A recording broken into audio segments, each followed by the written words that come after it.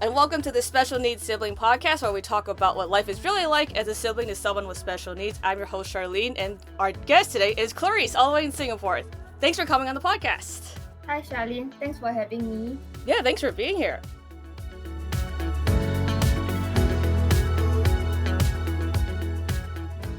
We'll hop right into family structure. If you could tell us your birth order, which sibling has a disability, all that fun stuff. I'm the eldest child of 3 children. I'm from a single parent family. My mom is the one who is the head of the family. I have 2 younger brothers. The middle child, his name, just call him Mel. The youngest is Chris. If age-wise, if you want to know, the age difference is quite big. So, I'm 40. My Mel is 37, and Chris, he's the youngest. He is 23. So it's a 17 years age gap between me and him. Yeah.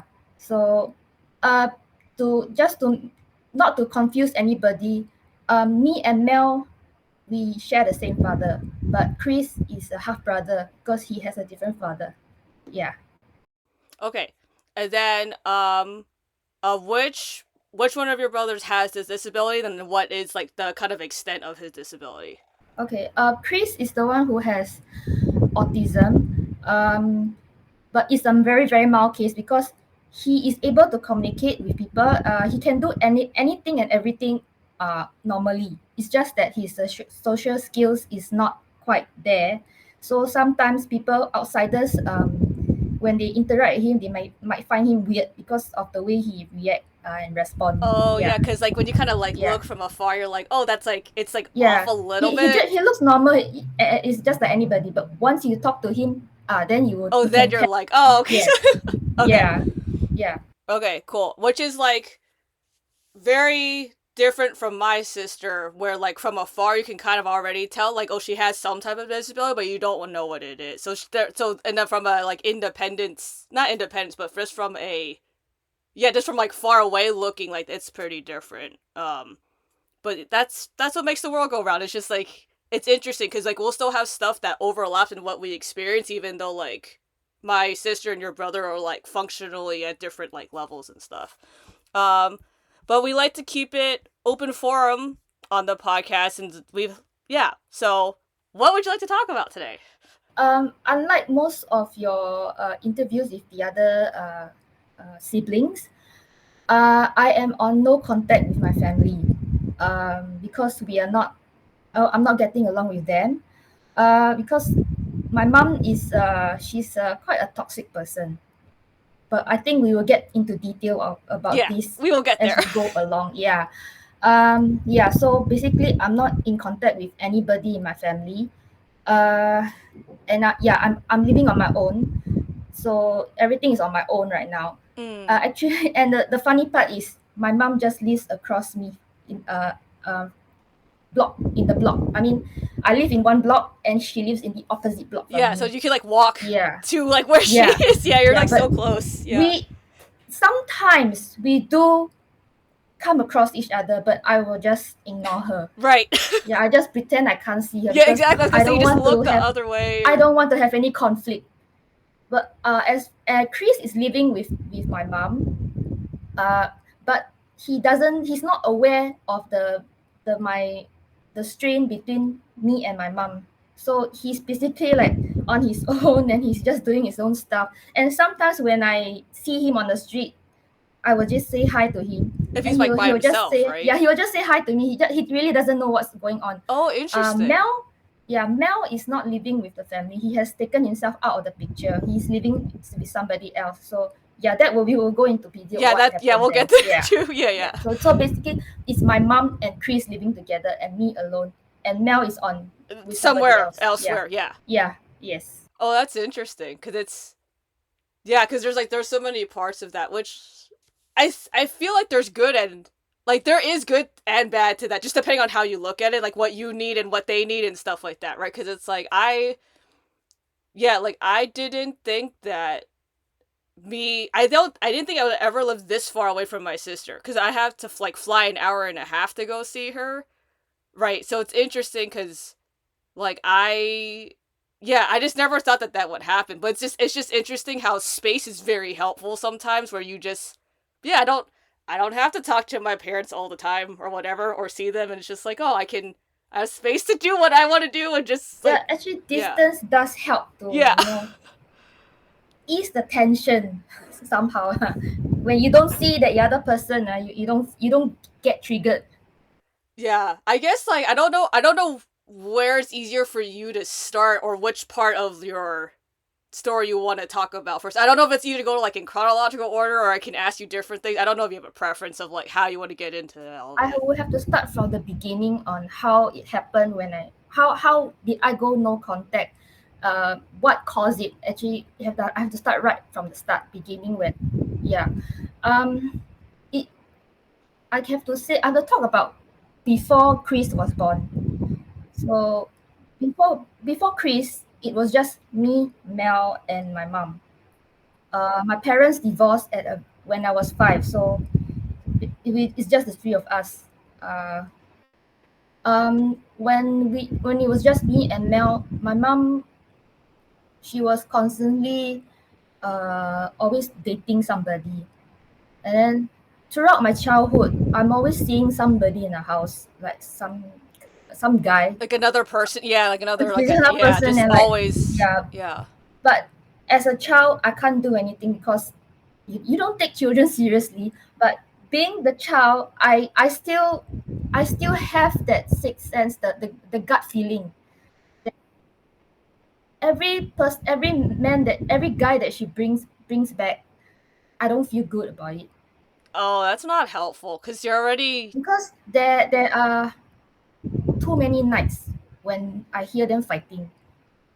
Not just one guy, but every person that she dates, there will be fighting at night, and in the morning there will be broken things on the floor because that things have been thrown around during the night, and it could be anything, including my own stuff, and it's broken and I can't do anything about it. Yeah, so that was my time when I'm growing up. uh yeah, me and my brother, we both experienced this together. uh okay, how Chris came about is when she dated the last guy. I was 15. One day I came home and there was a guy sitting in my mom's bedroom, and she was there. She was waiting for me to come back, and then she just introduced me to him. Immediately, I have that bad feeling again. It's the worst feeling among all the guys that she dated. This guy, he gave me the worst feeling. But what can I say? It's my mom choice uh to date him. Okay, I have to say something. Before this guy, she did remarry once, but it was annulled a few months later because I don't know what really happened, but the guy beat her. That's what I heard from the adults around me. So yeah, I nearly had another sister in the family because the other guy has a daughter. Yeah, and I was still the eldest. If Even if the girl comes into the family, I'm still the eldest. Yeah, but thank goodness it didn't happen. But okay, now move on to that last guy that my my mom dated. I think my mom was blinded by love, so she couldn't see what I was seeing, what Mel was seeing.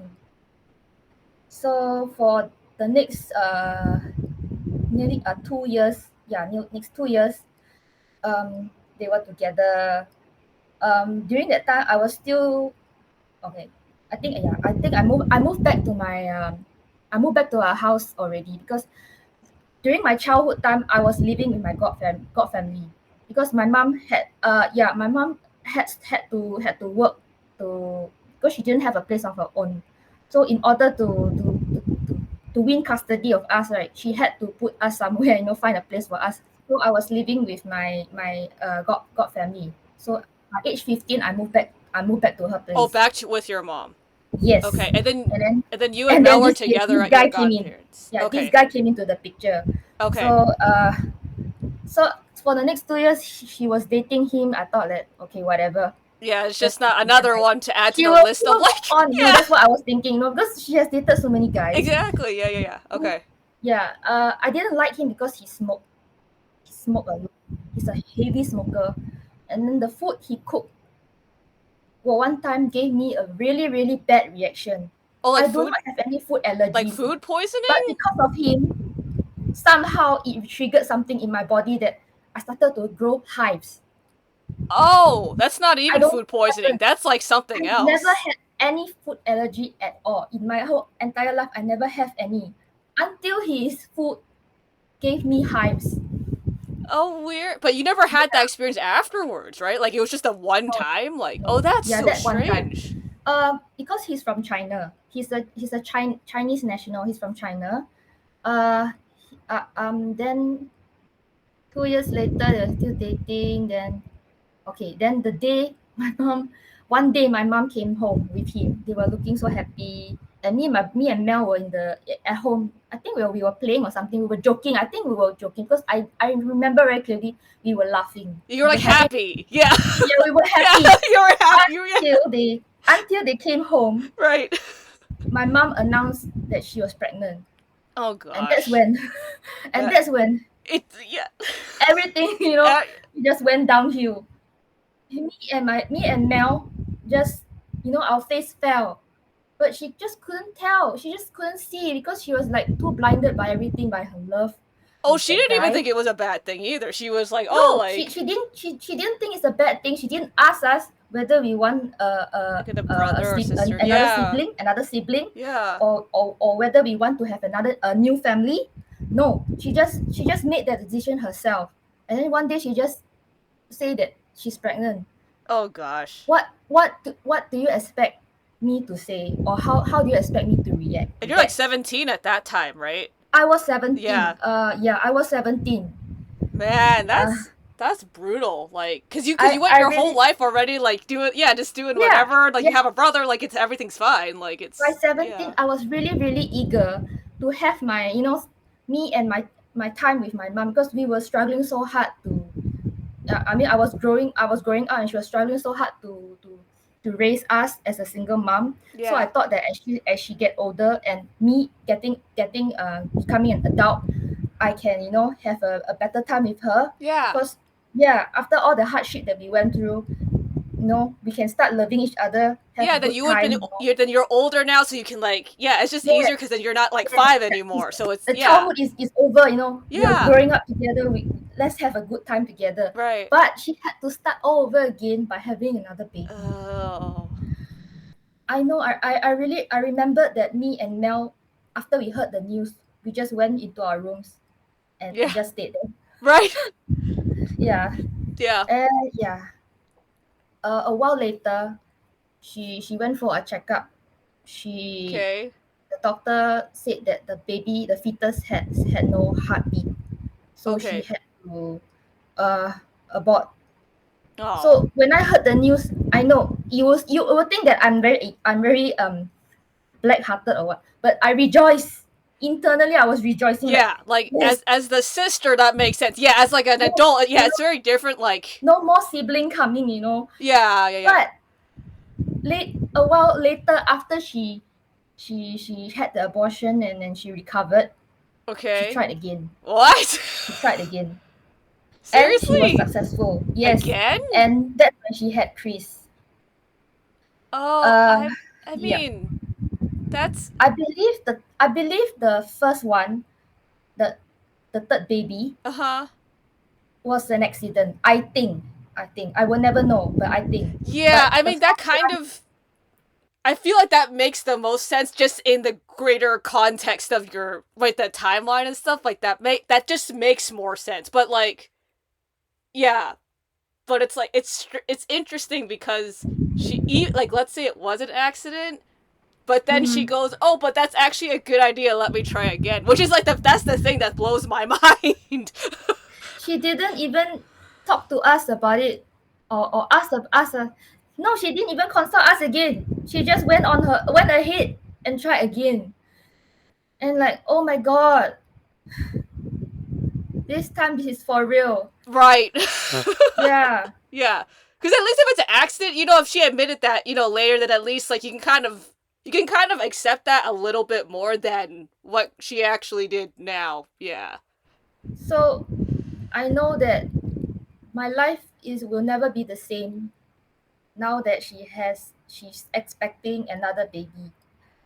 Yeah. So the boyfriend supposed to they were supposed to get married, but halfway through her pregnancy, he said that he has to return to China to settle some Oh my issues. gosh. Yeah, he went back, but I already knew my gut feeling was really telling me that he's not coming back. Yeah, I was gonna say like I don't see the story go anywhere good. And he really didn't come back. I Mm. don't know what happened, but I know there was a fight. There was an argument on the phone on over the Well, phone. after he already had left. Yes. Okay. After he left, he went back to China, and my mom had a conversation with him. Somehow something happened, Uh. and things didn't work out. Right. And she's already like heavily pregnant. The day that she went to give birth, it was an induced labor because she was getting too big, but he still haven't come. He's still not coming out. Chris wasn't coming out. Um, I even accompanied her to the hospital, but by then my heart was already broken. It's really, because I know that once she has this baby, she's not going to be the same mother I know. For, I mean, when before Chris was around, is around. Yeah. So the day that she gave birth, I did. I mean, she told me to go home after sending her to the hospital. I went home, and that night, me and Mel, we were hiding in our rooms, but I know that I was crying. I think he was crying too, but he didn't show it. Yeah, he won't say it. But we were both in hiding in our room. I couldn't sleep. I think he didn't sleep either. Uh, I was crying because I was saying goodbye to the mother that I know before this, and my heart just was broken. I can't fix it already. That's it. I know that I'm stuck in this situation until I figured out something. But I was 17. What can I do? I don't know what to do at that time. Yeah. So after that night, she gave birth to Chris. I tried to be happy about it. She did call. After she gave birth, she called us to tell me and Mel that she already had Chris. But both of us was like, oh yeah, okay, you know. So I had to accompany her back from the hospital. So that day, she also had a friend accompanying her back to our house. I really can tell that I'm being shoved aside by her already. I can tell because she really has her attention is all on the baby now. You know, me and Mel are like pushed aside because we're so big already. We can she I in her I think I guess in her eyes is that me and Mel are able to take care of ourselves, so she can just pay attention onto Chris. So during the early years with Chris, me me and Mel started to drift apart. Yeah, we drifted apart from our mom, and we drifted apart from each other. Oh, okay, I But see. I think Mel, he couldn't take it the most. He couldn't handle it. He he drifted away uh first. Yeah, first. He was constantly hiding in his room. Uh and I was being made to clean the house, look after the house like I'm the maid. I hate to say it, but it feels like it, and it seems like I'm the maid lah. Yeah, yeah, yeah, um, yeah. And that's yeah, before like you knew anything about Chris, right? That's he's just born, right? Like he's just like a normal baby at that point, right? Like yeah. At that point, the first 2 years, it's just a normal. Yeah, And for me, at 17, I was entering tertiary education. That means I was going to polytechnic. So that is another change in the stage of my life.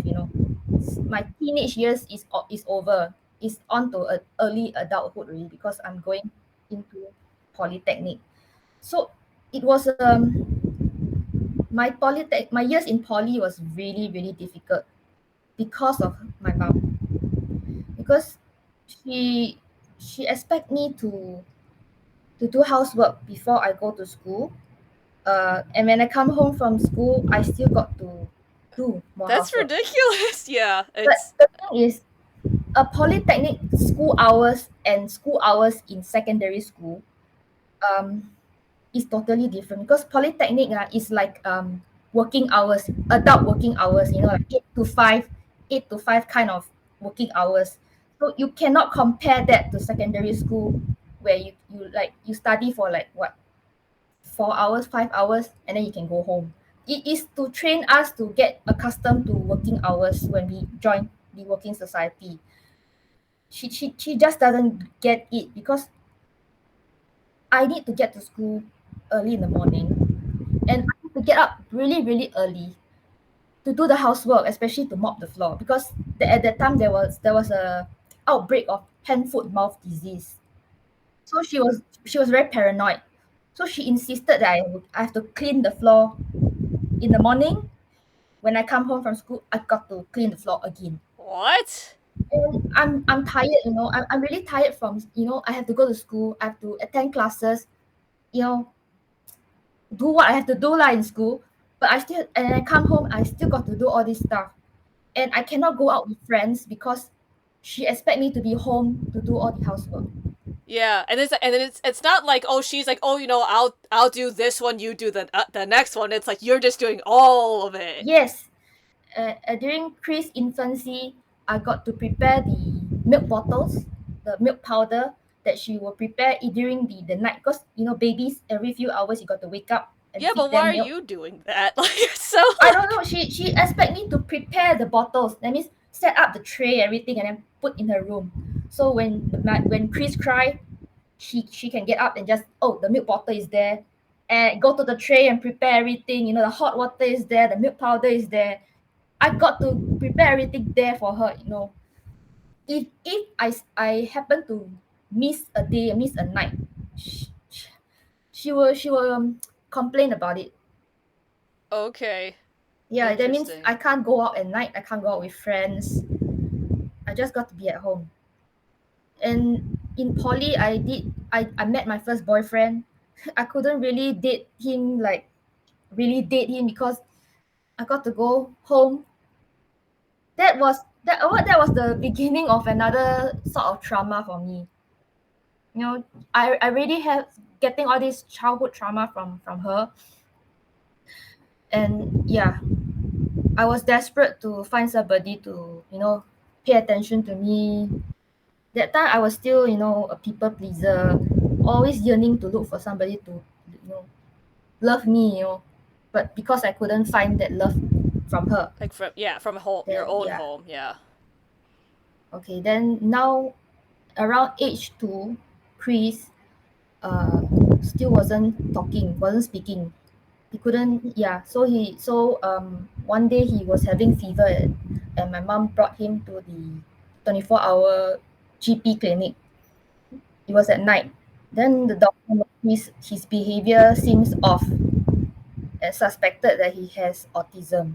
So the doctor told my mom to go for a test in the hospital to get him diagnosed. She did that, and yeah, he was diagnosed with autism. Yeah, by the time he was only 2 years old, we don't really know how severe the condition was.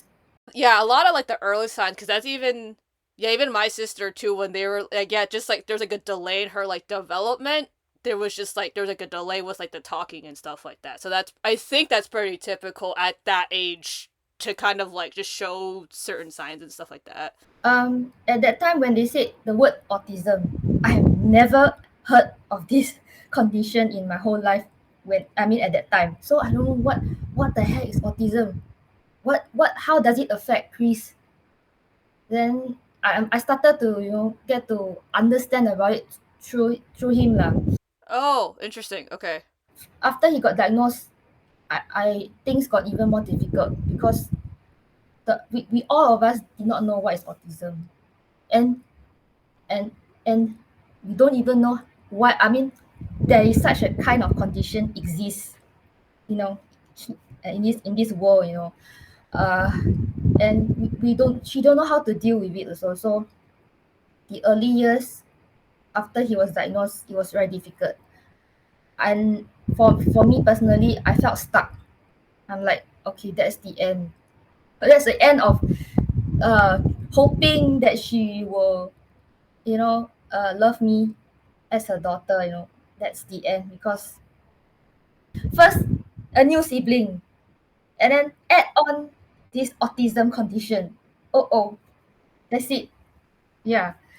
Uh, and by that time I was already uh, halfway through my poly studies. It was not easy for me in school. I really struggled. I was struggling both in studies and getting along with people in school. That's understandable. Yeah, I was being bullied. I won't go into detail how I was bullied, but I was being bullied. It was very very difficult for me. I started to get very very depressed and suicidal.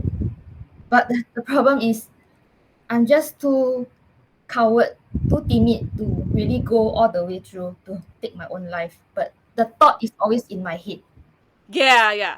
But I couldn't talk to anybody, not even my mom. Oh, of course not your mom. Like that's the that's probably the last person you would ever need advice from at this point. Because of the way she always constantly make me stay at home, I really don't have any close friends I can relate to. So I don't really have friends to hang out with. Yeah, like the most you would interact with people, like other than school, would be like on your way home or something, and even then, that's Yeah. like not the same. Yeah, it's you don't have time to spend with anybody or like do anything. That's yeah. I can say my youth was totally wasted there. Then I did manage to finish my studies, and That's good. then yeah, and then I also did manage to find a job after a while lah. After a while, yeah. But my early years as a working adult was not easy also because of her again. The same problem, but just that I'm working right now. So she ex- and that's when the new problem starts. She expect me to give her money to provide for the family. So it's a very Asian concept to that the children once they go into working life, they have to provide money to the parents to support the family. So that is the Asian tradition lah.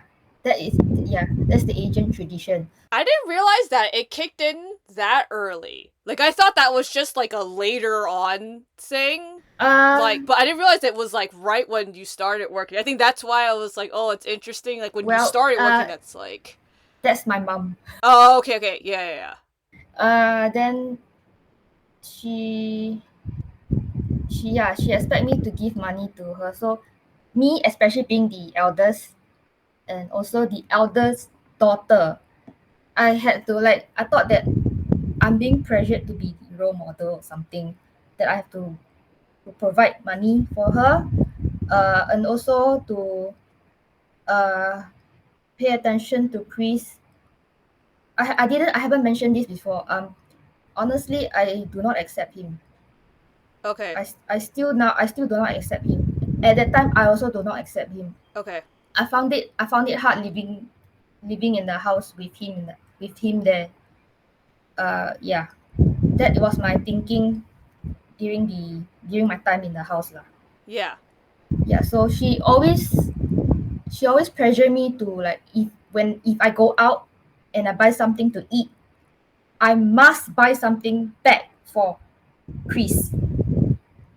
I thought that it was a must. She drilled that into my head that whenever I buy something to eat, I got to buy something for him. Right. Yeah. That's just part of the like anytime you do it, you just have to buy the extra. Yeah. Or I buy some stuff for myself, like a gift, or I'm like a toy, or yeah.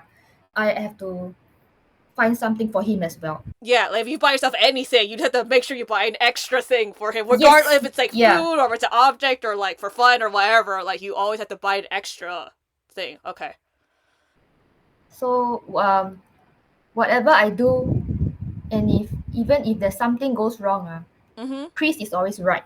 I'm wrong Oh, every time. every time. So Oh. one time he wandered into the kitchen. He was a toddler at that time.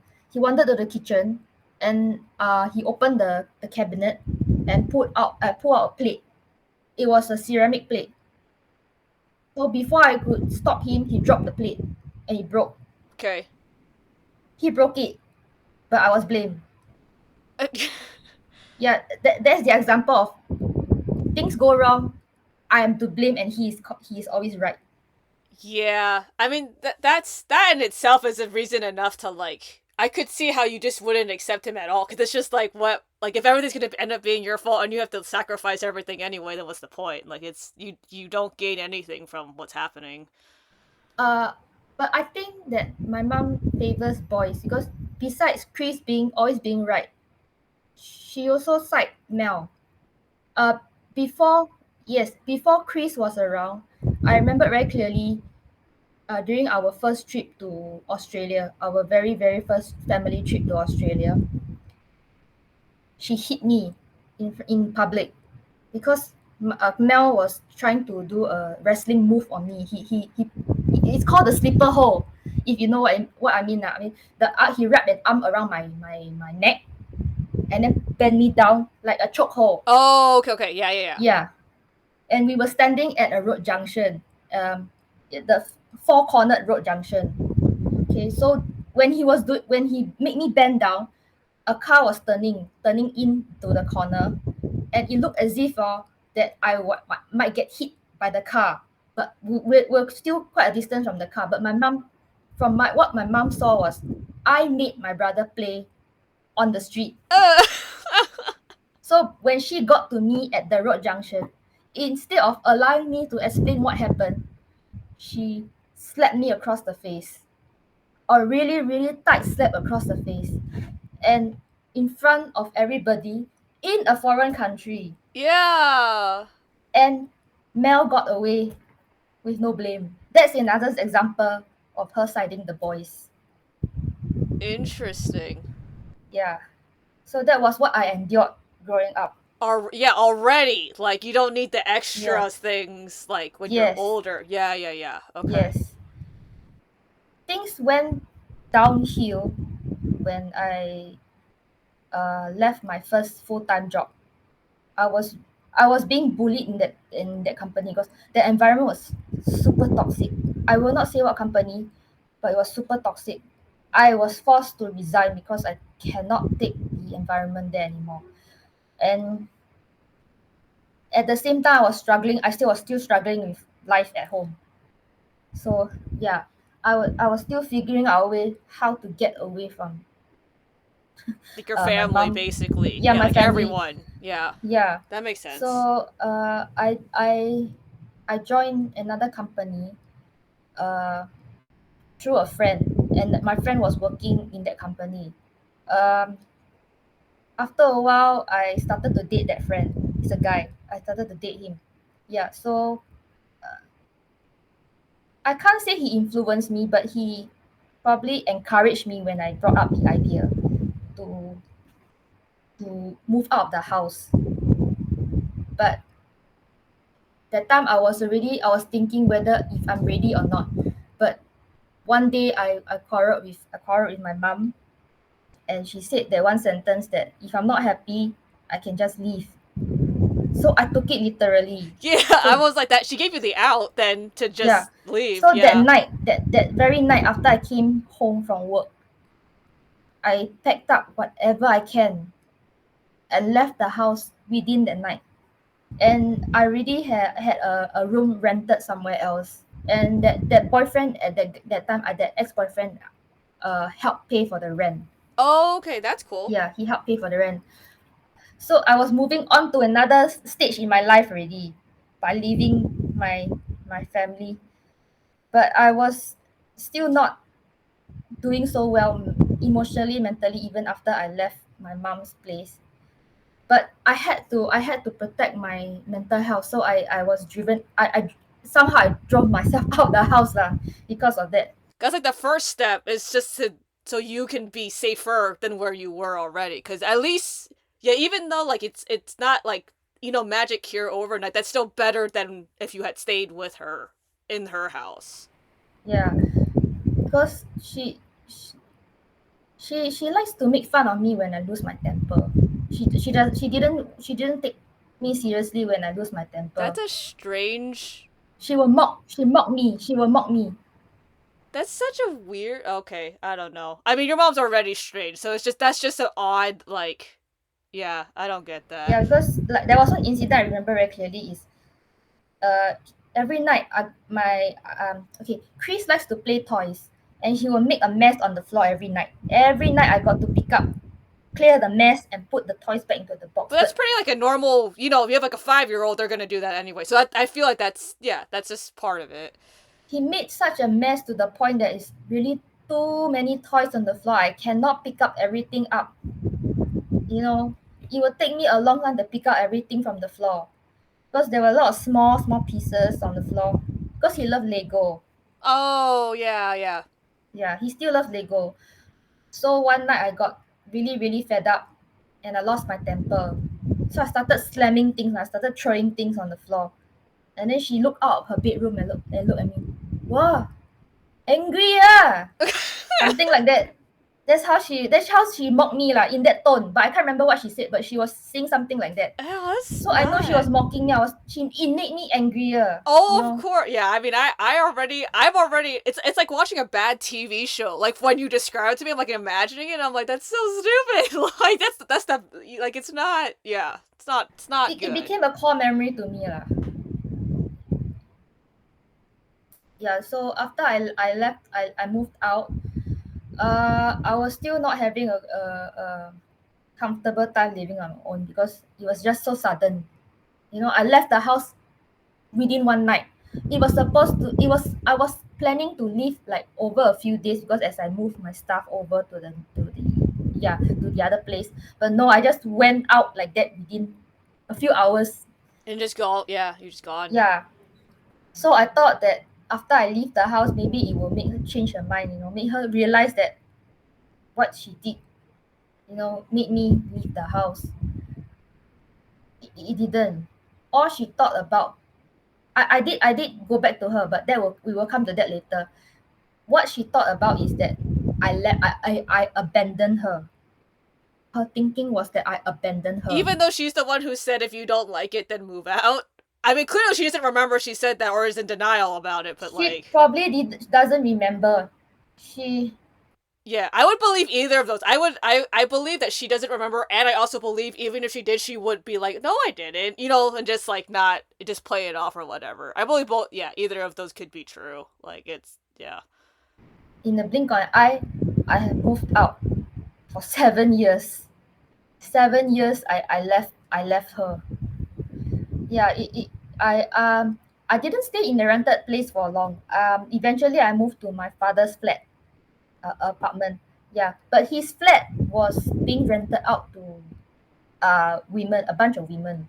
He's not living there, he's staying with his sister, but his own house is being rented out to others for extra income.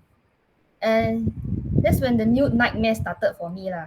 Oh, dude, uh next chapter of like, Next chapter, yeah, yes. You want, if I really talk about my mom being the toxic person, my father is another kind of toxic person. but different though. Yeah, different kind, but also money minded. He collected rent from me even though I'm the daughter. Yeah, I wasn't having a good time living there as well because he placed his tenants as a higher priority above me because me being there uh showed I mean me being there is like a sign that the tenants can get a discount from my father because his own child is living in the flat. So they can get a discount on their rent. So he was thinking that in order to recover the loss of rent, the discount that he gave them, he collected it from me. Yeah, that's how calculative he is. So how I met my mom again is I met her through while I was running I was taking part in the marathon, and she was in the same marathon as me. Yeah, Oh. I was reaching the finish line when I pushed some accidentally pushed somebody as I raced for the finish line, Mm-hmm. and the person that I pushed aside was her. Oh, that's. I mean, I think that's funny listening to your story, but it's Yeah, like the funny way of how we met each other again. that's so random because it's not like you knew that. Like you both didn't know because you're just living your life and like whatever, right? Like it's just you're just there like doing your own stuff. Before I met her in that marathon, I did see her before that she had a major operation. She had a major operation to remove a cyst in her womb. So she had to remove the entire womb from her. So yeah, because it was getting it's getting, I think, probably cancerous, I guess. So yeah, my godmother called me to go and asked me to go and visit her. So that Yeah. was the time that I see her again after 7 years. Right, but in it, at least you're like in the hospital, right? Like, it's under kind of more dire circumstances. It's not like yeah. So when I saw her, it triggered a lot of things for me, a lot of emotion for me. Oh, I'm First thing is sure. I miss her. I still miss her at that time. So seeing her is like it's a very emotional moment for me. Like how is she going to accept seeing her daughter again after I left her for so long? Yeah. Is she going to reject me, or or is she going to get angry? Yeah, and you have But like no, absolutely no idea at no all. idea. But she didn't reject me. We were just looking at each other alone in the hospital. She was lying on the bed. She looked terrible because the surgery was a very major one. So it really took a lot out of her. It made me cry like, to see her like that. And at that time, I still every time I see her, every time I see my mom, no matter where, it makes me want to be near her. The feeling of the child wanting to be near her mother, that feeling, yeah. But I didn't get the same feeling. She didn't get the same reaction when she see me. Yeah. But by the time I see her in the hospital, I was already married to my ex-husband. So that was the first time I saw her after 7 years. But after that, we lost contact again. We didn't contact each other again. Life go on for another 2 years, and that's when I see her in the marathon. In the marathon, yeah. So by then, the way she react seeing me, it was a pleasant uh, reaction lah. Oh, She was that's like, good. yeah. Somehow I was pleasant I felt pleasant, delighted to see that she's happy to see me again. Yeah. Yeah. So I thought that, hey, I can go back to her. Uh, are we done with all the differences? Can we set aside and go on life together again? That was my hope when I saw her. She even visited me at my new place with my ex-husband. Then after we went out, we all of us went out, me, my ex-husband, my mom, and Chris. By then, Mel is already have moved out the house already. Okay, at that point, Yeah, then he's like got at out that of the point he already picture. left the house already. Okay. He also left because of the same reason as me, but he took it harder than me. Okay, back to the story of me going out with the rest of my family.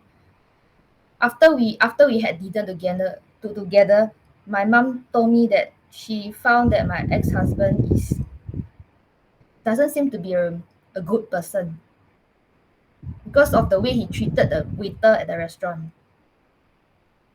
He was very rude to the waiter, and it was a red flag that I didn't see when I was dating him. Yes, he is always rude to waiters, and now now if I ever date anybody, if anyone is rude to the waiter, he's off off my list. Oh, okay, okay, yeah, yeah, yeah. So anyway, back to the story. She told me that he's not a good person. Eventually, yes, I started to see the picture that I was being abused lah. Oh, okay, okay. Yeah, I believe that my childhood trauma led to me dating abusive men. Yeah, right. Because it's its own Yes, cycle yeah, it's all of stuff. connected. You Yeah. know, it flows. It flows. Uh, it all the main source is still coming from my mom. Okay, and I was being in a narcissist abuse with my ex-husband. I didn't realize only after she started pointing it out to me what she saw, how he treated people and how he was treating me. Yeah, because I cannot see it. I was, trauma bonded. So after 2-3 years of marriage, I filed for separation. He he he refused to sign the separation because he thought that he's going to lose the flat, the house that we are living in. Actually, I don't really care about the house. I just want to get out of there. Yeah, yeah. Yeah, he thinks it's about one thing, but it's like not about that. And I remained in that house for another 2 years because I thought that because uh in Singapore law, for any new flat, if you want to sell the flat, it has to be at least 5 years old. So that flat was not yet 5 years old. So I thought that I have to wait. I have to stay there for 5 years in order to the flat to reach 5 years old to mature. Then I can sell the flat. But I don't need to. But I don't need to wait for that. I don't need to wait for 5 years. There is another way out. Someone else told me lah because she herself has been divorced and she went through it. So she what I can do. So finally, I filed for divorce. I filed for divorce, and my condition is that I will give up my entire share of the house to him, and Oh, I just okay. want to get out of there. I don't want anything to do with him anymore. But the problem is, after I move out, I have no place to go, no Right, house. like you need somewhere to live. So that's when my mom come back into the picture. Oh no. Yep. So next chapter of my life. I moved back in 2018. I moved back to her flat, but I did not get back my old bedroom. Yeah, my bedroom is being occupied by Chris. Interesting. Okay. The room that she let me use is Mel's bedroom. That is the only spare bedroom that can be used because the flat is a 4-room flat. So that means 3 bedrooms and 1 living room. The master bedroom is hers now, of course. Right, yeah, yeah, that's Yeah. fine. My old bedroom is Chris, and then there's Mel's bedroom, but he already moved out, so I have to use that bedroom. Interesting. It's small, Right. and I have an entire house of belongings to cram into that small room. She did not allow me to put any of my belongings outside the bedroom. Nothing is allowed Be- other than my exercise bike. because she doesn't like your stuff. I mean, like, I don't. I don't know. I don't know. I really don't know. She's trying to and put her power over on me again because it's her house. Then the move to the house the day that I moved to her house was a nightmare. The start of a nightmare. I didn't know. It was my first time planning a move on my own, so it was not a good move because I booked the wrong size vehicle to move my stuff. So not everything could fit into the vehicle. It was a van. I needed a truck, not a van. So what I could do was the van had to go 2 trips to get my stuff. So I had to leave my stuff outside the flat at the risk of getting stolen. So nothing gets stolen lah, but it was a nightmare move lah. Yeah, so my mom did not help me at all when I moved to her back to her house. She didn't even ask me whether I have I eaten that day. I didn't because I was too busy moving the entire day. It was a friend who was living near my flat, near the flat, who bought lunch for me. Yeah, I remember when I took the food from him. I was really close to tears, both because I lost my marital home, and my mom didn't care that if I ate or not. And through all these things that I face here, Chris, right, didn't seem to be aware of what's going on. He just seemed to be uh he just know that I'm back in the house, that's all. But he doesn't know how my relationship with my mom is like. So he seemed to be very happy. Like he even though I didn't accept him, even though I didn't show love to him, he seemed very concerned about me. Yeah. I can tell that if he did not have autism, we would be like almost like twins, Oh, because our interesting. preferences, our interest is like so similar. Oh, that's fun. Like a fun fact. Like, despite all the other chaos, but like that part itself is cool. Yeah, but only problem that he has autism. So that set him apart from me. Through the I stayed at my mom's house for about 5 months. So because I was waiting for my 35th birthday. Because in Singapore law, if you want to buy a flat and you're single, you need to be at least 35 years old, then you can buy a flat. Yes, I was 2 months shy of my 35th birthday at that time. So I had to stay somewhere, so I ended up at my mom's place. It was 5 months of nightmare.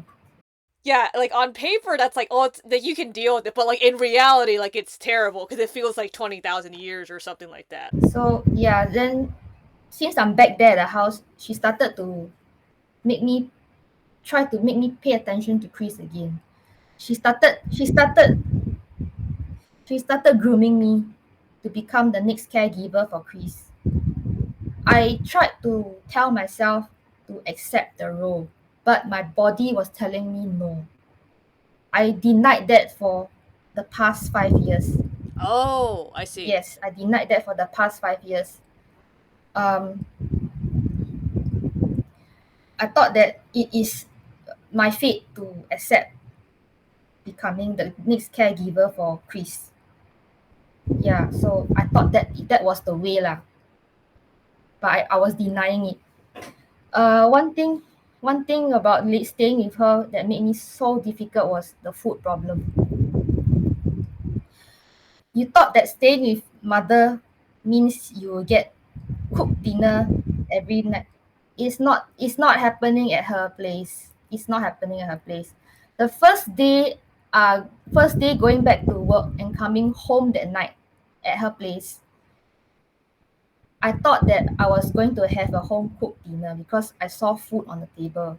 It was a spread. It was a spread. But none of it was for me. It was for Chris only. I guess that's a choice of some sort. And it made me realize that this is the start of a nightmare, because I don't have food in the house. And that's so strange because it's like everything else, like, okay, I kind of like, you can kind of like semi get around the thing about, but like the food thing is so strange because it's like she knows that you live there and you have to eat. Like, it's not like, eating is optional for you to live. She expect me to settle my food on my own. And I would like to save on buying food out by buying groceries back so I can cook for myself. Right. Like, it's healthier, saves money. Like, there's multiple benefits to that. That's To another problem. Her fridge is always full to the brim. So I cannot buy any groceries to store inside the fridge. Oh no. So the only way I can eat is to eat out every day, every single day. And she knows that my savings have been wiped because of the divorce. She Uh, doesn't care. Yeah, my savings was wiped because I had to pay for the lawyer fee. yeah, yeah, I pay for all I had to the pay for the everything. moving and the whole, yeah, the whole Yes, thing, the yeah. ex-husband did not pay for anything. So yeah, I had to. Uh, And then the worst part is the only time that I get to eat her food is when she has leftovers that she didn't want to keep into the fridge, or and on Sunday nights when she cooked Sunday dinner for everybody. oh, that's like the one meal you get out of Yeah, like the seven or the days of only the one week. meal that I get is that Sunday, every Sunday only. And because I'm struggling to save up again, I do scrimp on my meals, especially on weekends. I in order to save on eating, I would sleep so I will not feel the hunger. Right, yeah, yeah, yeah. Gotta do Yeah, I will sleep something the so whole that, day. yeah, because you're not awake, so like you won't feel it. Yeah, yeah, yeah. Yeah, and there's the curfew at night. Uh, she said that the Wi-Fi has to be switched off at I think 11, 10 or 11 at night. Okay. Lights out at 11. Uh You know, huh. like huh. But the nature of my job does not allow this kind of thing. The nature of my job does not recognize curfew and stuff. It's a 24-hour job. Oh yeah, then like you need to be able to like get up in the middle of the night and just like do stuff. Yes, yes. I'm in shipping, so you can get the idea that it's a very very fast paced job, Yes. and uh, you have to know how to handle the schedule of your work. Yeah. So I had to like resort to like kind of, I hate to do this, but beg her to let me leave the lights on in the living room and the Wi-Fi on so I can work. Right. So like I'm an adult, no. I Why know. do I I have to was do gonna this? say like that's like, yeah. It's kind of like the food is like okay, that's one thing. The Wi-Fi, like, it's just like, but it's like everything that like it's just it's not. Yeah, I don't know how you. I mean, you're clearly still here, so like you made Yeah. it through somehow, but like I don't know how. The and the room that I was staying in, it was so cramped, so cluttered with my belongings. There was barely any room for me to move in the room. Yeah, because But you I had to keep everything in the room because she she didn't didn't want it allow me. outside, whatever. Yes. So the entire room looked like a jungle.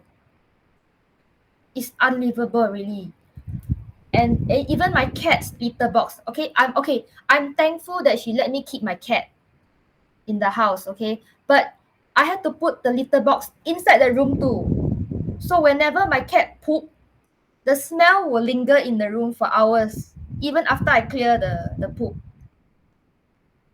And even when I'm not home and my cat poop, she will just leave it. She will let the poop sit there until I come home to clear it. But while I'm not home yet, she will complain of the smell. I mean, what you expect me to do? I'm not home yet, and the poop there. Okay, I may not expect you to clear the poop, but please be understanding that I'm not home yet. I'm hurrying back home from work to do my stuff. Yeah, and for the food wise, because I have to eat out every day, I really dread going home after work. And eating out every day affected my health during that period. It did because when I did my routine ultrasound scan on my liver, the doctor found fatty liver. He was like, please cut down on your fried food consumption. I was thinking, how does he know that I was eating fried food? Then he told me that I have fatty Oh my liver. gosh, that's terrifying. Like, I was worried, I was really worried. When I did finally find my own flat, my place, and I able to cook my own food, then my liver start to go back to normal which again. is good, and that's the place you're in currently, right? Like that's your current place. Yes, Okay. here, yeah. Even laundry in her house, I got to provide for my own detergent. I got to wash separately from hers. Yeah, she like to draw lines lah. She want to show that she's in charge.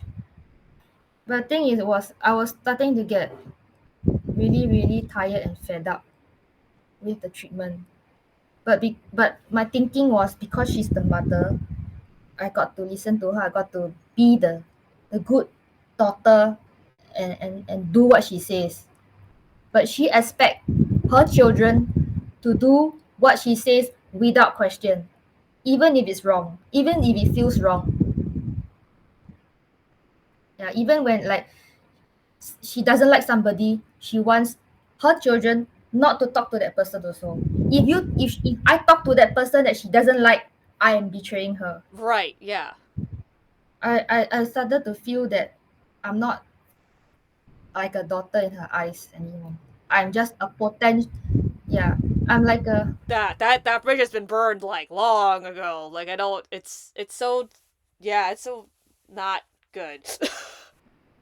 Even moving out to my place also, I was still facing shit from her. She because before I move into my place, we got to clean up this house. The floor is dirty. You got to wash the floor and then wipe the windows and stuff. But she deliberately chose this day to clean the house when I had a marathon in the morning. I ran 10 kilometers in the marathon, and then I was tired already. And she expect me to, after the race, come here and clean the house.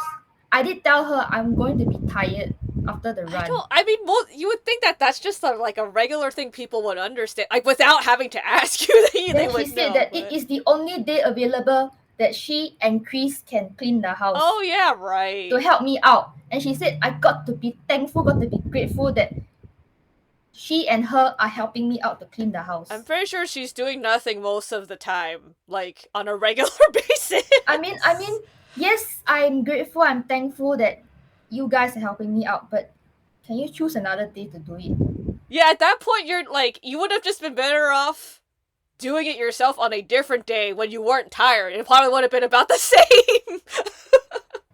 We did clean the house on that day when I had my marathon. After I had my marathon, I was tired, but I still got to clean the house. Back then I was still quite fit. Okay. I've already retired from running. Okay. Back then I was still quite fit, so I'm still able You're to still deal with okay, and the. you're like, yeah. Yes. Okay. If you ask me to do it now, no. Yeah. Yeah. So after cleaning the house that same day on in the evening, she expect me to buy Chris and her dinner as a way of saying thank you. And it's not me doing it out of willingness, no. Is she's ordering me to do it. She was still cooking Sunday dinner, but after COVID happened, after the lockdown happened, because we had lockdown here also, we call it hot lockdown. Yeah. And then the lockdown lifted. She would pack the dinner into containers, Tupperware, and then place it outside her house, and I have to go over to her house to pick it up. But you live like across the street. I mean, Yeah. basically. But she would just leave I'm. it as. It feels like I'm no longer allowed inside the house. I got to take the food back to my I house mean, to eat. it sounds like she has a dog. I mean, it's just ridiculous, right? Like, I want to leave it You know here. what? Like, come That get was it. what Like, I wrote in my notes. That I yeah, feel like a dog. yeah. I'm gonna put the container here, and you just come. Like, it sounds like she's treating you Yeah. like a dog. Like, it's Yeah, not. and Yeah. I have to do it quietly, like without her hearing me creeping over to her house to get the food and then bring it back over to my house. Do you get to keep the container? Do you have to give the container back? How's that? I got to return it back. I got to return it back. That means after I finish the food, the next round before she cooks dinner, Chris will come over and I will pass the container back But to why him. can't he just give you the food at the first time? Like it's so Uh, strange that she's like, oh, he can get the empty container, but he can't go give you the food. Like I don't. It's so bizarre. well, Oh no, I mean you I don't don't have to know. know. I just like, it's just it doesn't. Chris he comes over is because that time she would buy fruits on Saturday morning when Uh-huh. she do marketing, and then she will ask Chris to come over and bring it to me. So when Oh, he then you passed just the trade fruits to him the me, I will container? pass his Yeah, yeah, empty yeah, containers okay. back to him. Yeah, that was the thing, the routine Yes, that we yeah. have Okay. at that time. The thing about her that when things really fell apart is just this year, in March, uh, I was working from home because now my working schedule, we are doing hybrid, so I can work from home, I can work in the office, but on a schedule time. At the time I was working from home. That day is my shift to be working from home. She messaged me telling me that she's having diarrhea, so she need me to go and buy some charcoal pills for her. Then I told her that I'm in the midst of work. Can you I will help you buy the charcoal pills later after I'm done with my work. And also at the same time, I'm having a part-time helper coming to my place to clean up the house. So I cannot leave the house while the helper is in the house. Her thinking is, when she give me this instruction, I got to drop everything and go out and buy the charcoal pills for her. But when I said no and told her to wait, she could not accept it. She could not accept that. So she started to throw tantrum. She told me say that, okay,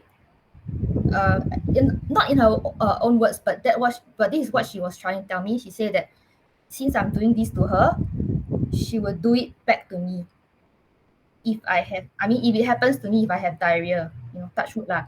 If I have diarrhea,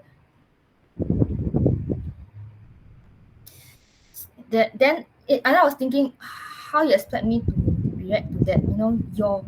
Being very, you're being very childish by saying that to me. Like, I'm thinking about, like, what I would do in that situation. Like, I have absolutely no idea what I would do. Because, like, it's just so weird. I'm working. And you're both adults. Like, it's not like she's, like, 15 years old and she's like, oh, hey, like, I need help or something. Like, she's an adult. Then Chris is there in the house. Why you can't ask Chris to go and buy? Chris is able to go out and buy stuff on his own. You just tell him what you need. Yeah, he will go get it for you. But if you think that you need him to speak, tell people in detail what he needs to buy, you can always write in a note, pass it to him so he can show it to the cashier. Yeah, and then they can go get it for him or whatever. He seems pretty, like, easygoing about it, too. He's not, like, hard to talk to. Yeah. Funny thing is, she looked for me instead of asking Chris to go buy the charcoal pills. He lives in the same house and he was there at the time also. He was not. Yeah, he has already finished schooling already. He's now supposed to be a working adult, but the thing is he's unable to find a job because of his special needs condition. Yeah, so he was in the house. But why she didn't ask him? Why she must ask me? So she wrote this to me. It's like she want to take revenge on me by saying she will do it back to me if I fall sick. Then when I didn't reply, I didn't respond, because then after that she wrote me another thing is, I'm not going to cook you anymore dinner on Sunday. Please take note.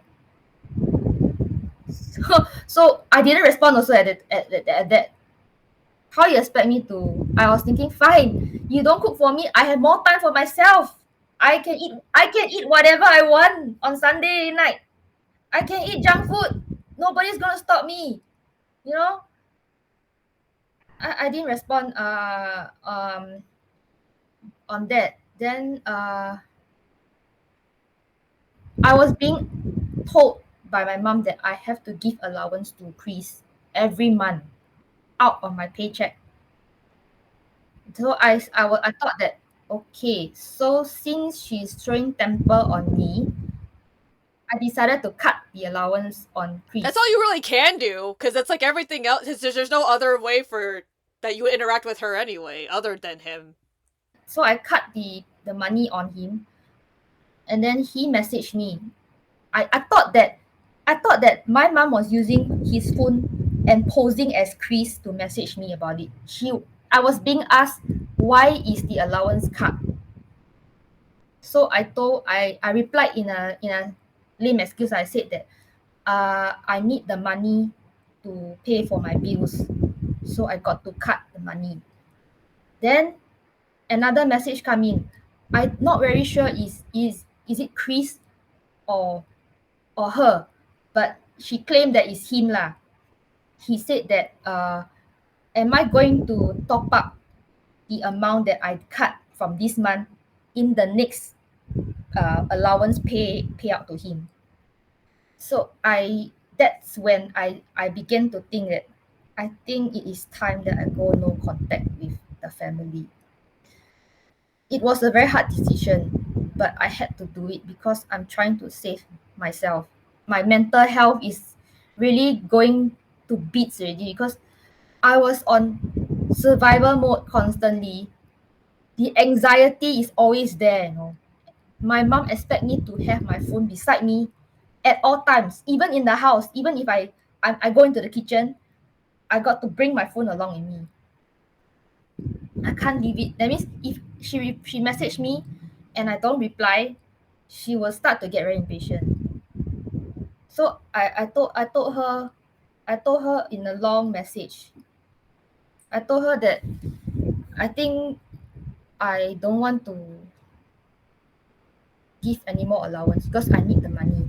I really need the money to pay my bills because it is not easy for me to support myself and then having to give money out to Chris, you know, free money. So I decided to go no contact. This message was composed with the help of another friend because I'm not really good at messaging in a proper way. Mm. The first sentence is not true actually. I wrote here, Mommy, I love my younger brother as well. Actually, it's not true. It's just trying to appease her only. But but I need to remind you that I am not obligated to give him pocket money every month. I only started giving last time cause you told me to do it. The one who should be giving him is you, not me. I decide what to do with my money and not you.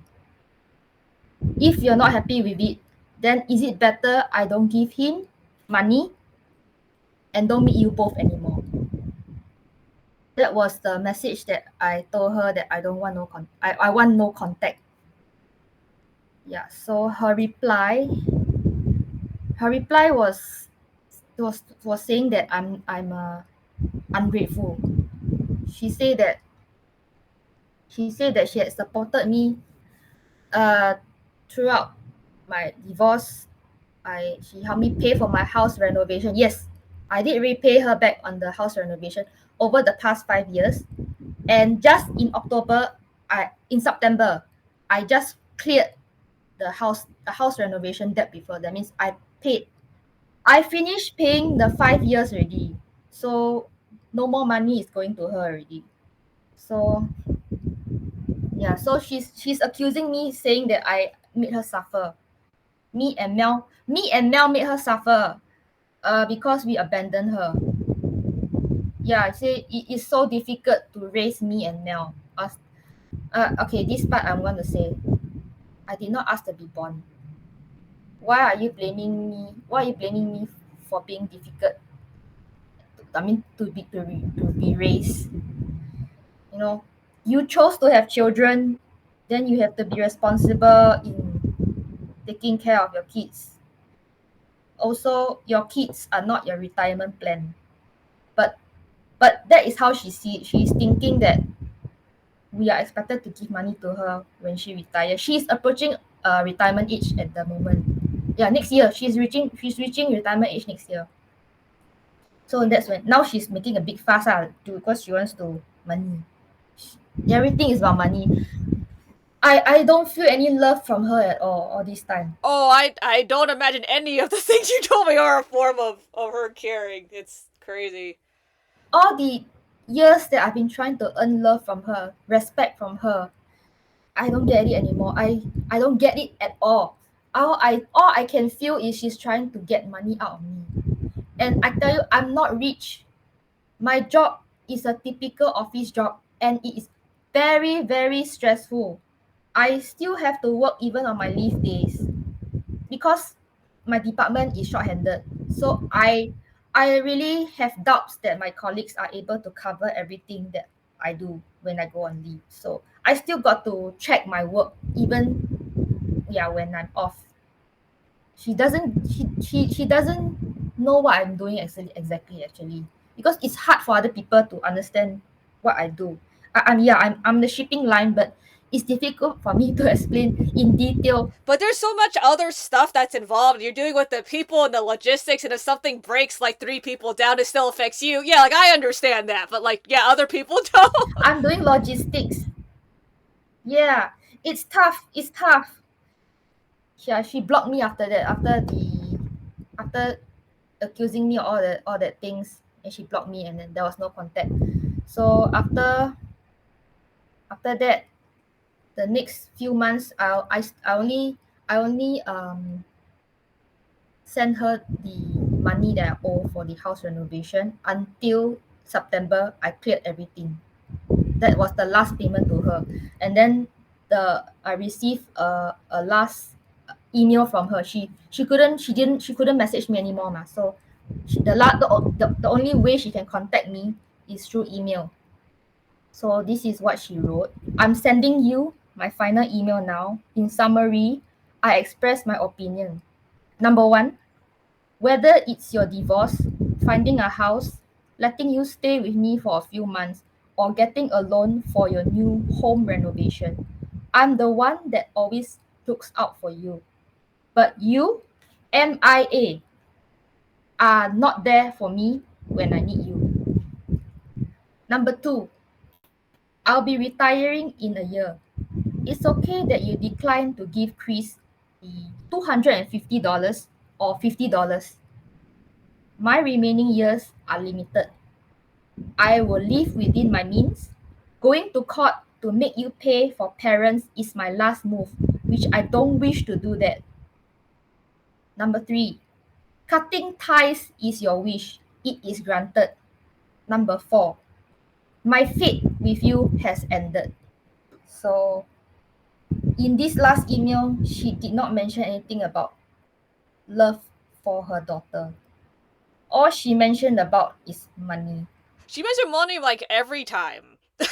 Like in all of those things, except maybe one of them, that she mentioned money in every time. Like, She just want me to give money to Chris. But I cannot accept that because if I accept my role as a caregiver for Chris, my life is over because I'm 17 years older than him. He is going to outlive me for a very long time. Yeah, I will die, earlier than him. So if I look after him, it's going to take my entire life. You know, I have been trying to have my own life since my teenage years, hoping like earlier I was saying, hoping that I will have my own life, a happy relationship with my mom because it's just me and her and maybe Mel. But it didn't happen because she brought Chris yeah. into the picture. Yeah, so that was, I know. I mean, I'm really sad that my relationship with my family is like this. There is no love. Okay, to address the points that she mentioned, my mom mentioned in the email. I did mention some stuff before the email. It's also to address already addressing some of the first points. The first points that she mentioned about. She said that I'm being very ungrateful. In the first point, she's being very ungrateful. Uh, thing is, she also say that I don't want to share anything with her. I don't want to look to her to when I have problems. She wants to, yes, advice from her. The thing is, I don't want to look for her because she already has she's already very busy with Chris. So why would I want to add on my problem with her for her to handle, you I know? also don't feel like she would give you very good advice in most situations, just to be Yeah, honest. yeah, correct, correct, correct. She would judge me. Yeah, like maybe she could, like I won't like outrule it, like but that percentage is very low out of the majority of things I feel like she would say to you is not going to be very helpful for you. What I'm trying to emphasize is I am her daughter, not her counselor or a therapist. So yeah, she expect me to play mother to her when she needs me. I mean, I'm already struggling on my own. I have my own issues to deal with. You expect me to look out for you also, you know. I know you're my mom, but you don't make me feel like I'm the daughter. Yeah, like it's she's treating you at times like you're the mom, but at other times that she's just a person in charge, but like it's like she flip-flops a lot. Mm-hmm.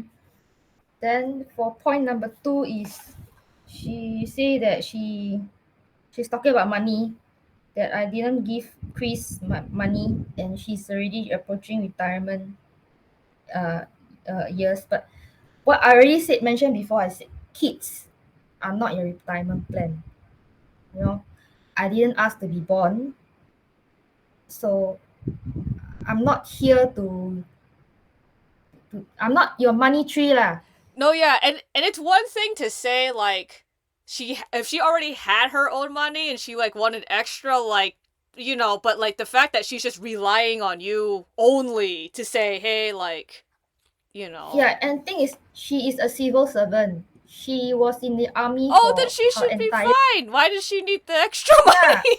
What the I believe that the army is paying her very well. I mean, she has a great insurance, you know, that can cover her medical. So yeah, but I'm not in the civil service sector. You know, I mean like the private sector. Yeah, so it's more difficult for Yeah, me. like you'll have a harder retirement just because cuz you're in the private sector. Yeah, so I don't get it. I mean, money. I really hate talking about money. You know, it's a very it makes me feel very tired. And she always like to talk about money. Uh, And clearly she doesn't have a lot of other things to talk to you about other than that. Like just as a mm. general statement, like it's always about something with that. And then there's the audacity of her threatening to use the law to get money from me. Yeah. There is a law in Singapore that allows parents to get money from their children. But the thing is, there is no abuse from me to her. I didn't abuse her. Ah, okay, okay. You So know, that's when they would like reinforce yeah. that. Okay, I see. But touch wood, if she's going to bring me to court to demand money, on what grounds is she going to, you She know, would probably just make something present up at the rate that she's going. present to the judge that I have to give money to her? Uh-huh. You know, I don't know. Oh yeah, yeah, that would be a really good like cartoon or something. You could like make a whole like comic series about it. She really doesn't respect my boundaries at all. As I go along with my life on my own, you know, she the respect of boundary is slowly eroding away. It's getting worse. It's really getting worse. And then she always put me on survival mode. It's really killing me on the inside. I can't deal with it. I can't go on living like this. I'm going to die of Oh anxiety. no, yeah, and like no regular human is meant to live in survival mode, right? Like it's like survival mode is like, oh, I see a tiger, I'm gonna run away. But then once you're in the cave and you know you're safe, like you the whole thing is like you go back to your normal thing. Like you're not supposed to sustain that type of anxiety and stuff inside your system. Yeah. Why is she asking money from me when she has a other child, Mel, who asks for money? Why must it always be me? I guess that she thinks that I'm easily manipulated, the scapegoat child. So yeah, so she can get things out of me. Yeah, but I can say that I'm not the same person as I was 5 years ago, because the incident in March about the charcoal pills really opened my eyes.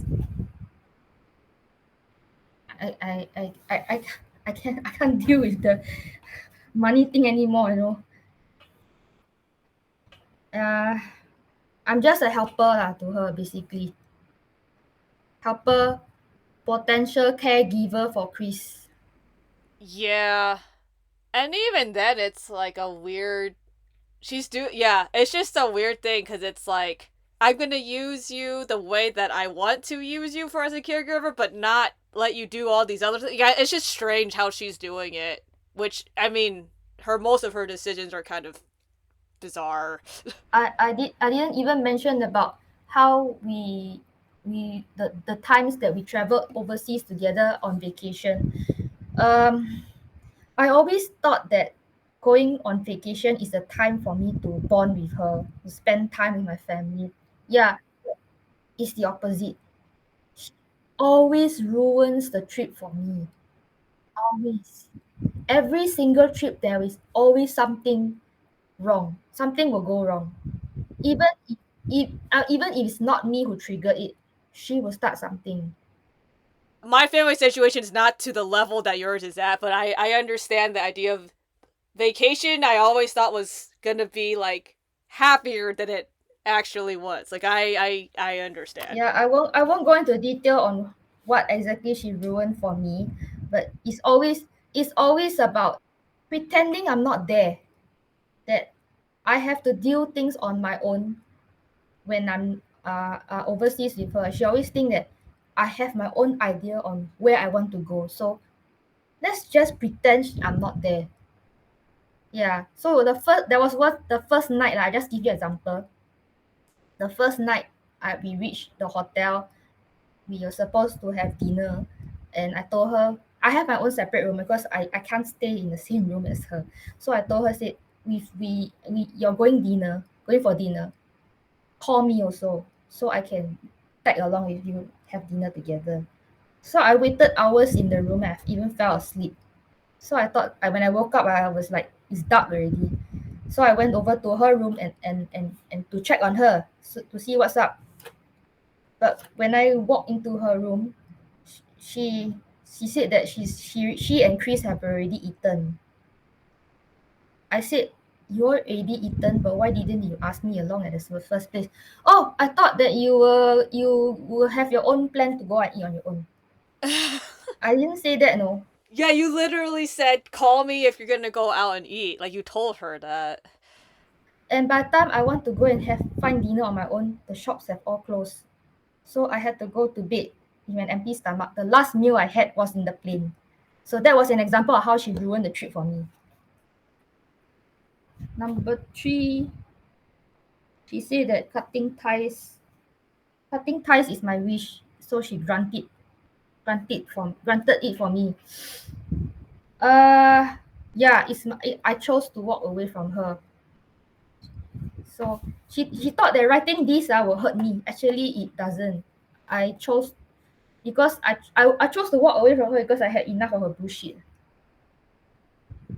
The years I spent trying to gain her love and respect, it never worked out. She was merely grooming me to become the next caregiver of Chris. I cannot accept that. Every fiber of my body was screaming no. I denied listening to my instincts for a lifetime, but it's time that I listen to myself now. And it's still saying no. It's saying no, and also to leave the family because I got to save myself. I feel that I'm not a daughter to her since Chris existed. I'm just a helper. So that's the what I addressed to a point. The last point, she said that uh her fate with me has ended. I don't feel any pain anymore actually. When she wrote this, I really I didn't feel anything. No, there's no pain anymore already. The pain is gone. Severing ties with her really frees me from a life that will doom me forever caring for a special needs sibling. I'm not against special needs. It's just that I'm being forced into uh, looking after a sibling that I never asked for. I still now I still cannot accept it because back then she could have said no. I mean after the miscarriage she could have not tried again, but she I know she tried again. I have never wanted Chris actually. Honestly, I of the entire thing that telling you is I never wanted Chris in the first place. She has to go and find her way who to look after Chris after she is gone. She has to go and plan it out myself. She can't rely on me. You know, I have my own life to look after. I'm not here. I'm not born to for Chris. I he actually honestly I want to say also is he ruined my chance of trying to get my mother to truly love me. In to say in a very straightforward way, he did that. He did that. I mean, with his existence, I'm not saying he must die. No, no, not. I'm saying that. I'm just saying the what is going on right now. Yeah, having Chris revealed the true nature of her being a covert narcissistic mother. It just put a magnifying glass on what already existed for her. Like she always was like that. It just made it. It's just bigger now than before. Yeah. It opened up, Yes. and I also understand why Mel left the family because all the while I didn't think that he left I thought that he left the family because of his own selfish means. Yes, I guess it's partially because of that because he also wanted his own life, but with Chris around, it blocked him lah. It blocked him from reaching his goals. So first the when I moved into his room, he left behind a lot of belongings. So the things that he left behind gave me an idea of the lifestyle that he led while I was gone for 7 years from the house. Yes, he spent a lot of time in that room. He had a lot of those I don't play video games, but he had those game sets, those controllers. He had a lot in the room, so I suppose that he always had friends around over in the room to play games, and he had a lot of those exercise equipment like the barbell, the yeah, the weights. I brought some back to my place because I do use it for myself. So he spent a lot of time in that room. I can imagine he spent a lot of time isolated in that room with his girlfriend.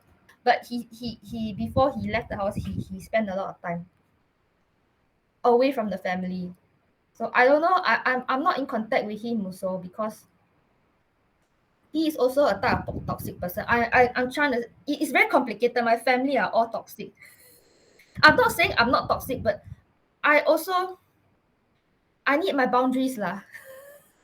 There's a lot of things going on. But I can't say everything in this podcast, but I'm doing what I can to survive. And you definitely have to do like what is best for you, right? Like it, and that's the thing is like, and that looks like different for every person, right? And every person's like family situation, like they're like everything is different, but it's like it's so important to listen to realize that you were suppressing your instincts is such a big thing because I didn't learn that till much more recently either. When I think back now, I'm like, oh, like I knew that was wrong, but I just didn't like. You don't know what else to do because it's like who else other than your parents is going to tell you to do that or whatever, right? And so I used to like, oh, whatever. But you get so used to, oh, I have this feeling, but instead I'm going to do this action instead of walk away or whatever. And it's like, oh, that's actually the better thing to do is like, yeah, your body knows you better than you think. It's like it like reacts faster than your actual brain, and so it's been really interesting as an adult looking back. I'm like, oh, like yeah, like I can trust that if it feels bad, then I should at least pay attention to it. Right? Like what I choose to do is still a choice, but that your instinct is still there's still something inherent about that that's important to acknowledge about it. Because of my experience, I really cannot uh, understand how some people with special needs siblings, the siblings with special needs, how they learn to grow to care for love and love their siblings so much. I cannot understand because I'm just in this experience of mine. I cannot understand, but I just accept that we are all different. We are all different. Yeah. And that's why I'm very thankful that you're willing to share like your story like on the podcast, right? Because obviously like what the stuff that we've talked about this before, right? As the people on here, for the majority of the part, are people who either are going to caregive in the future or think about it or in a place where they are, whatever, right? There's all these situations, but I haven't had a lot of people who have been in your situation. But the thing is, like you have cut off ties with your mom, but you still live across the street. Like you're in the same country, right? There's people that I've not met them, but I know them through like mutual people. Like they've just moved across the country, period. Like they're like not even anywhere near any of their family, right? And it's so important for me to like for people everywhere, siblings, non-siblings, whatever, to understand like if walking away is what you need to do, then you need to do it. Right? Like you don't need to guilt yourself into, oh, like I'm going to be a bad sister or a bad brother or bad whatever. Like it's not about that, right? Like if you are endangering yourself by staying, like that's not okay. Right? It's okay to like you need to go do stuff like and have your own time. You need space. You like it, and that's valid. And like and it's something where I can say that to a lot of people, but you sharing your story is just it's so people can understand that, right? Like it's already hard enough. Like in your situation, if Chris was like a typical kid, it already would have been bad, no matter what happened, right? It's just even astronomically worse because he has a disability. It's like that helps nobody in your family. You, Mel, your mom, like nobody, right? It helps nobody. Yeah. So for a while, I thought that I was making a big mistake by walking away. I thought I was alone in this situation, but I kept telling myself I believe there are others who are in a similar situation, and I would like to voice it out so to let others know that you are not alone. You can find a way out. You will get there, because the person, the me from year 2016, when I applied for separate, when I was separating from my ex-husband, if she can see me now, she's gonna be very happy. Yeah, because she was so eager to reach the point where I am right now, so I have already reached it. So who people who are stuck in a similar situation, you will get there. You will get there wherever you are aiming for. No.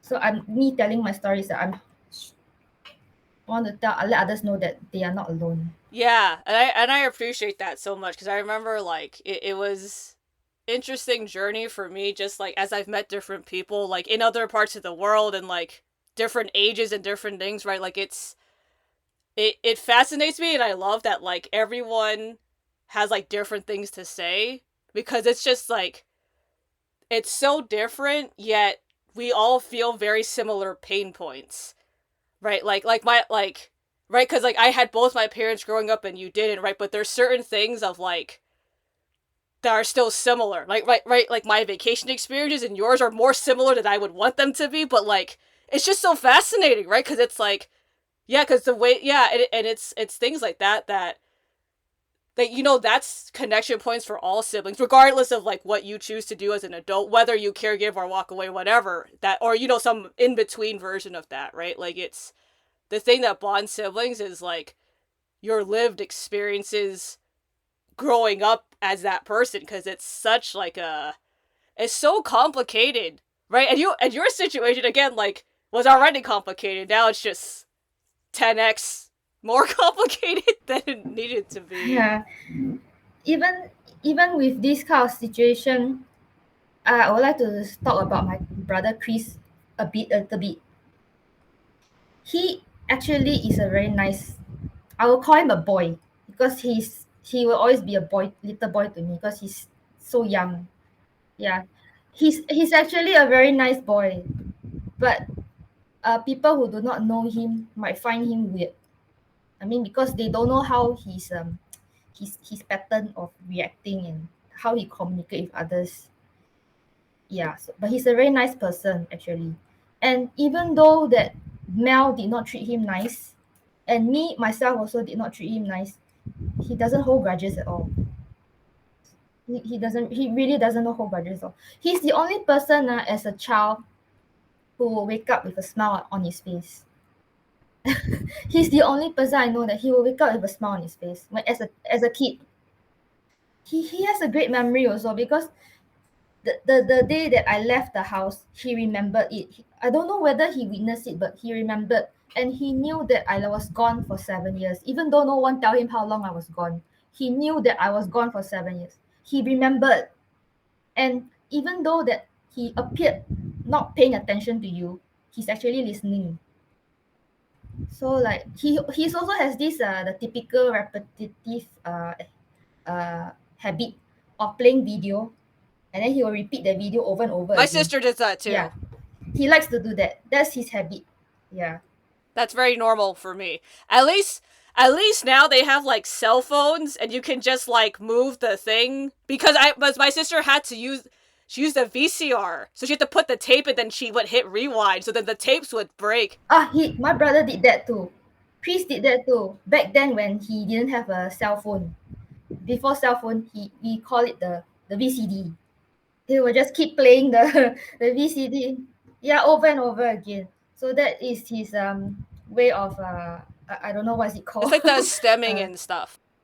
stemming. Uh he did lose his cell phone one time. He didn't get it back because he lost it in the train. He was so heartbroken, he cried. I felt for him. I mean, at that point, I did feel for him because it is me who lost my phone. But he did get over it after because my mom gave him another phone. Okay, he does argue with my mom, and he wants to make sure people are okay with him, even though they quarrel with him. He will even though my mom quarreled with him, he will keep going back to her to make sure that she's okay. Like he will keep talking to her, but she gets even more irritated as a result. I can understand that behavior because I will do that also sometimes when I feel that I've offended somebody, but I want to check whether if you're still okay with me. I was trying to like talk to you, keep talking to you until to find out okay whether you're still mad at me or not. He does that, but he does it in his own way, but he does it in a very annoying way. Yeah, there's all the like social awkwardness part that is he has that you don't when you do that. Yeah, for sure. When he sometimes to a point he gets too upset, he can't handle his emotions, he would call somebody to complain about. That means he will call his babysitter when the lady who looked after him when he was young. He used to call me also to like complain to me that mommy is angry lah. She do this to me. Uh, yeah. Then he will say some rubbish lah. Something like I want to kill her. Like he want to take weapon and hit her. You can say sometimes I'll tell him you can't do that. Mommy is angry, just let her be. Don't talk to her. You go and do your own thing. After a while, mommy will be okay. You don't go and talk to her now, but he will still do it. Oh, I see. Yeah, he will still do it. But now he he did try to call me a few weeks back. I didn't answer because I just want no contact. I'm I'm sorry, but I cannot continue this. Yeah, because if I answer the phone call, usually when I answer the phone call, my mom will be screaming in the background. Yeah, so I will end up trying to be the middleman between her and Chris. So I don't want to deal with that anymore. So in order to save to my mental health, I got to sacrifice lah. So I don't want to answer his phone calls anymore. So he stopped calling me already. I don't know who else he will call, but I think he's still calling his the babysitter. Probably, because there's a very limited number of people he can call. Yeah, the babysitter just leave a few units down. Oh, okay, that's convenient for him. Yeah. Yeah. So that's how he deal with conflicts. I don't remember arguing with him before because my mom will always get in the way. And I will know that I will be in the wrong. No matter what, I will be in the wrong. Yeah, it's just like not worth it. In a normal situation, you would just pick and choose your battles to begin with, and now it's just more extreme because literally no matter what you said you would lose. Like it wasn't like a oh you know it's like a 10% chance you would win. It's like a 0% chance you would win. So it's like not even worth it. I also noticed something new about Chris. He also I believe that he also has some tension with my mom to the point that he needs his own space away from my mom. Yeah, so every weekend he will attend a social skills class. It's for him lah. So he will attend it himself. He will go to the class himself, come back home on his own. So on his way back, occasionally I will see him sitting at the void deck of the block on his own with his cell phone watching videos or YouTube videos. And then I sometimes I see him because I'm going out to do grocery shopping. I do my grocery shopping in the evening because it's more peaceful. So I see him, I will ask him. The first time I saw him, I asked him, why are you here? He said, he wants to sit here. He wants to sit here, but he never say why. I said, where's mommy? Then he said, mommy at home. I said, why you don't want to go home? He said, I want to sit here a while. So I can get the idea that he also needs space from away from my mom. Because you've all been there, like you and Mel and Chris, like at different times. Even with his special needs, he still knows how to find a way to get away from her. So he is quite smart actually. Yeah, they're always smarter than they want us to believe. I feel that in Singapore is a waste of his talent that is not being used lah. He's very good in math. Yeah, so in Singapore I feel that the government is still not there yet, not as on par with other countries, especially European countries, on accepting special needs and helping special needs. Yeah, everyone I've talked to from Singapore has kind of given me that idea that they're just not they're just not at that level yet. Like one day they will, but just currently they're just not quite. Just don't know when. Maybe not in my lifetime. And yeah, it's just because the support infrastructure isn't quite there, but like there's like the cultural acceptance is kind of like a different hurdle that they also have to admit, and that's a whole other that would probably take a while and stuff too. Yeah. The sad part is I found out that he was the last job that he had. The boss let him go because the boss cannot accept special needs. Oh, what? Oh, that's heartbreaking. That's so sad. So he was always given the food and beverage job, like at a food store he will be like the cashier. Yeah, cashier, preparing food or cleaning. But usually they will make him do the cleaning because they thought that he's only good at that. I don't know whether he's still working, but I think he's not. So yeah, my mom is still trying to find a job for him through agencies lah for special needs, but I think it's still not working out. I don't know any update, but that is the last I heard from her lah. Before I go no contact. It's very complicated. It is, but yeah, I mean, I already said it earlier, but I do appreciate you like taking the time to like share about it and like explain your situation and like and what you chose to do because that's it's so scary in general to like be with your own thoughts and like oh I'm going to choose to make my own choices for me and like not by my parents or my sibling with a disability like right it's already hard and it's like yeah there's so many different levels of that.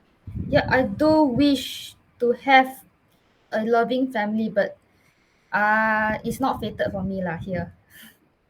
So I just do what I have to do. You choose your friends and the people you want to be around and the people that you choose to connect with, and that can be your choice at that point, and that's your chosen family versus your given born into blood family. That's a whole other yeah. Personally, for me, is blood isn't family lah. Not necessary family. Really, you choose your own family. Yeah. Yeah, I agree with that. I guess with that, do you have any words of encouragement for other siblings? I would like to give a quote from what I've read. I think it would help others. The quote is be kind to people who have to walk away from family. Some of their stories will never be told because of how complex and painful they are. Estrangement is a necessary path for many who are broken-hearted. Less demands for understanding, more respect for what they carry alone. That's a good one. The words really hit me there. No, yeah, and that's yeah, it's so like yeah, it's so beautifully like put together too, just for anybody, not just like, you know, people in our specific situation, but just for anyone that has to do that. Yeah, just know that you're not alone. You're not alone. Well, thank you for being on the podcast. Yeah, thanks for having me.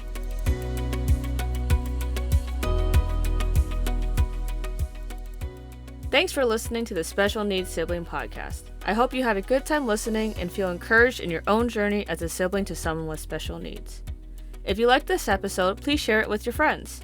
And if you want to hear more stories, please subscribe to the show. You can find us wherever you listen to podcasts. Also, the show can't happen without you. All special needs siblings have their own unique stories, challenges, family dynamics, and lots of life to talk about and explore. This podcast is here to let you know that you're not alone and that you matter. If you would like to be on the show or just chat off the record, please contact me. My info is in the show notes. Until next time, this is the Special Needs Sibling Podcast.